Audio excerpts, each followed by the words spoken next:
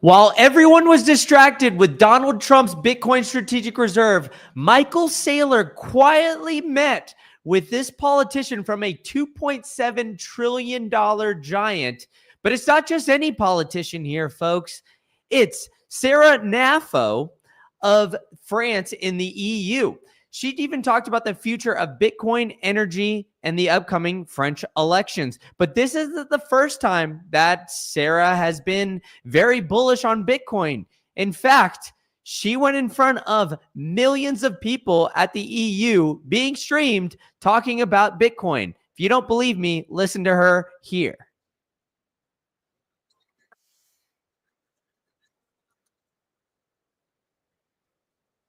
Oh, whoops. Whoops, I'm not even showing it. Oh my God, it's not showing. This is terrible. This is terrible. I was not sharing my screen. Don't know what happened here, folks. So I am going to pull that up. Here we go. With hundreds of millions of dollars available for his people, for security, and for the sovereignty of his country. The whole world is now getting ready to take advantage of this revolution in decentralized finance. Donald Trump is going to create a strategic reserve of Bitcoin for the United States. Jerome Powell, the chairman of the US Federal Reserve, is now talking about digital gold. Bitcoin is skyrocketing. And what about the European Union? What is the European Union doing? It's squandering our money on unbelievable waste.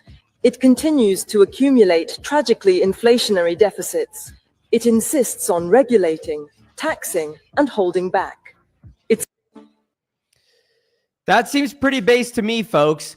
Sarah is extremely into Bitcoin and everything that it continually shows to be as a benefit. So even Michael Saylor is saying, hey, France could use more Bitcoin here. Everybody's looking at the US as the potential of having the Bitcoin strategic reserve. But it seems like Donald Trump is starting an arms race as to which country can do it first. So Sarah here is looking at potentially bringing on the 7th largest country by GDP onto a Bitcoin standard and a Bitcoin strategic reserve. We've got France sitting here at $2.7 trillion in their GDP. If you look at it as GDP per capita, it's about 44,000 per person. But Sarah Nafo has proposed this Bitcoin strategic reserve in France a decent time ago. I can't translate all of this because it is in France. It is in French, but she's been making waves in Europe as the leader of potentially looking at a Bitcoin strategic reserve, even proposing it December 17th of this past year. So I think it's very interesting that Sarah is proposing this, especially as a member of the EU Parliament, because the EU, as many of you know in previous live streams I've been talking about, the EU proposing a digital euro. Now, the proposal of a Bitcoin strategic reserve would also be kind of counterintuitive to everything involved with the potential of a digital euro, turning that into a CBDC. But the European Parliament member, Sarah Nafo, delivered a speech in support of Bitcoin at the European Parliament, calling for establishment of a Bitcoin strategic reserve while opposing the digital euro.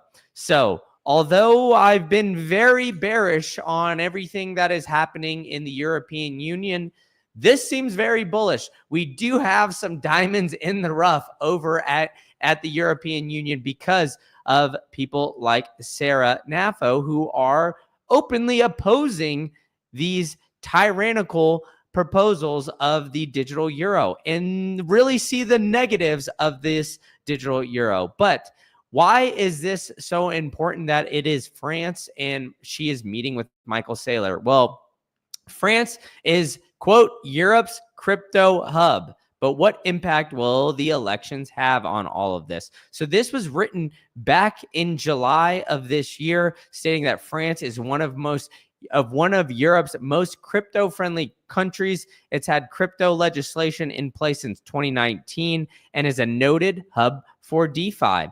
I mean, in fact, there's been a lot of positives really opening up for the French government in Bitcoin. The Banque de France has actively explored the potential of having CBDCs and has conducted experiments, but the French government has taken steps to attract crypto-related businesses and has conducted experiments, trying to make the country a hub for blockchain and crypto innovation.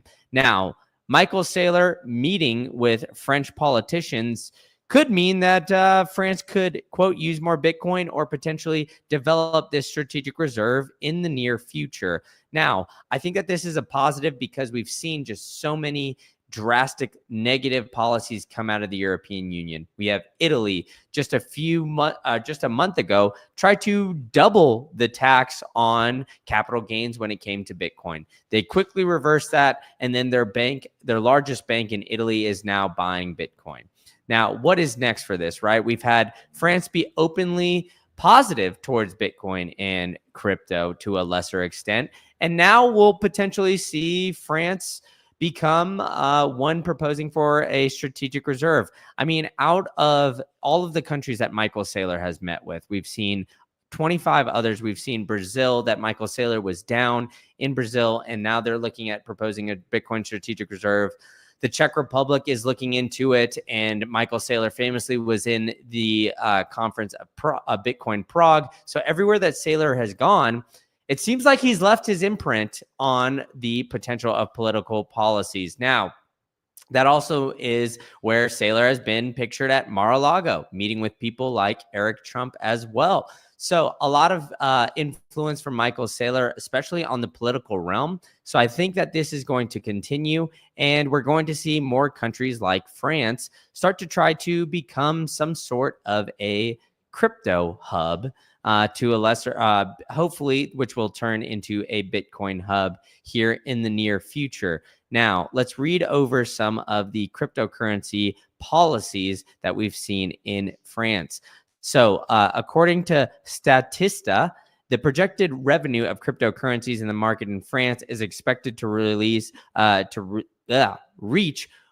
1.18 billion by 2025. It's further anticipated to demonstrate an annual growth rate, resulting in a projected growth of 1.8 billion. The average revenue per user is now $67. So it's increasing here rapidly. The United States has the highest revenue as $9,000. So obviously France is not going to be the giant of the United States, but it's on its way, folks. It's the 7th biggest country in the world. We've got the France crypto market growing to 17.7 users by 2025. The user penetration rate going over a quarter. So a quarter of people in France own Bitcoin, and that revenue is expected to increase, just slightly over these next couple of years. And the French progressive regulatory framework and growing interest from institutional investors are fueling the adoption. Now, when we see political figures start to enter the realm of Bitcoin, I am always skeptical on the potential motives in the background. But I do think it is interesting that we have one French politician here who's a member of the EU Parliament that is now openly talking about Bitcoin, openly looking at others like Bukele, looking at others like potentially Milei, and seeing what other countries are doing, like the United States and Donald Trump. Why is that important? Well, strictly because of the projected growth of the digital euro, and that we are seeing, others really in the EU start to try to embrace this digital euro. Now, like I said before, the involvement of Michael Saylor during this time is extremely, extremely important because because his impact has shown that a lot of other countries around the globe are going to start to look into Bitcoin opposed to the CBDC. Now, the European Central Bank is really pushing for this digital euro. They've got it as a digital form of cash issued by the central bank. And as we know, in 1985 or 1986, the book, George Orwell's famous book. When you give control to central banks and they allow you to print the money, and this becomes very, very sketchy here. We have that in China where we have social policies now. You have a social credit score. So if you watch pornography, if you play video, or if you play too much video games, if you don't contribute enough to society, if your carbon rate is too high, if you eat too much meat, they can control your access to your money.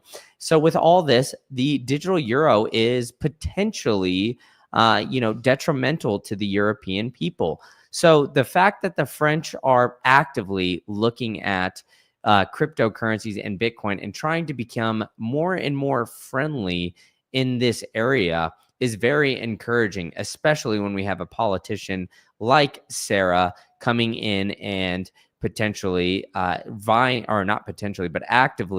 going for a Bitcoin strategic reserve. So this meeting, has sparked a discussion about NAFAO's proposal for a strategic reserve and her opposition to the European Union's plan for the digital euro. So it's brought more attention to her proposal. I think that the global financial system will continue to resist the potential of Bitcoin and the potential that a strategic reserve could bring. And I think that we'll see more politicians really actively look at what Sarah's doing and meeting with Michael Saylor and the impact and the notice that is bringing, right? I mean, I think obviously Michael Saylor has millions of followers on X.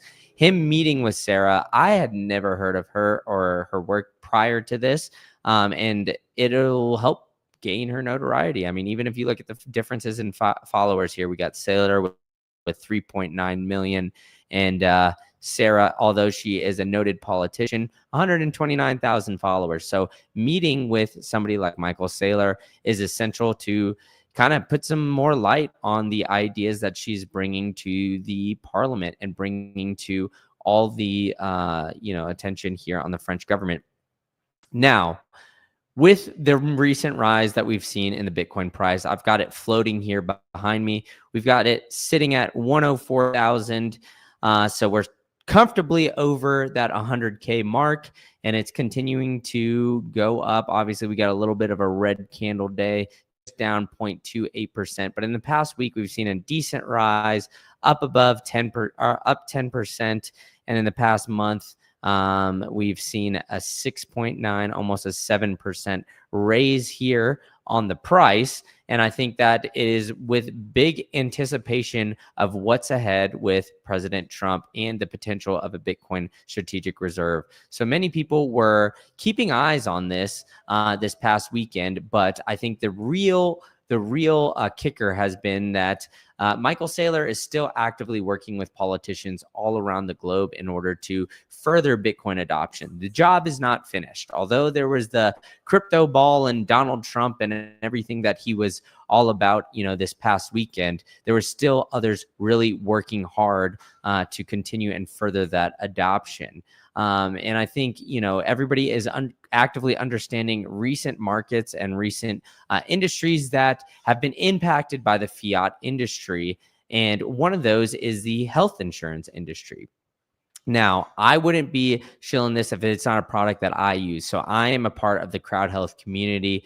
They help me find awesome doctors. Even while I'm abroad, all you need is an access to a U.S. bank account. You can negotiate your bill. They will negotiate your bills for you, help fund those bills through their peer-to-peer funding platform, all for less. And they've really helped me out on saving massive amounts of money for health insurance costs while living abroad and while traveling and while, working for myself. Health insurance is very expensive, and we've seen the recent developments of a certain CEO of what happened and seeing, how this certain company denied 1/3 of claims for Americans. So I've really actively looked to partner with somebody like Crowd Health, so you can save $50 a month and just pay 99 big ones for the first 3 months. If you go to joincrowdhealth.com, you sign up, use the promo code Green Candle, and look at your options. You can even get it for yourself, your family, whatever you'd like. But I think that brings me back to the original message of this entire video here, where we're seeing the Bitcoin industry and others really wake up to the fact that there are corrupted industries out there. Fiat has corrupted everything. So, we're looking at Saranafo potentially looking at a Bitcoin strategic reserve, being anti-resistant to the digital euro and all what it stands for, and much more. So her meeting with Michael Saylor is significant. And I'm sure we will see more politicians meet with Michael Saylor and the likes of other Bitcoin bulls here in the near future. So what up to Rock Vitim in the chat? Welcome back. Thanks for joining me here on a Saturday night. You guys could be anywhere, but I'm glad that we've got over 200 of you joining me here. So if this is your first time here, smash the like button, smash the subscribe button, tell a friend to tell a friend, and thank you guys all for joining me. I'll keep this one real short and sweet on this Saturday night.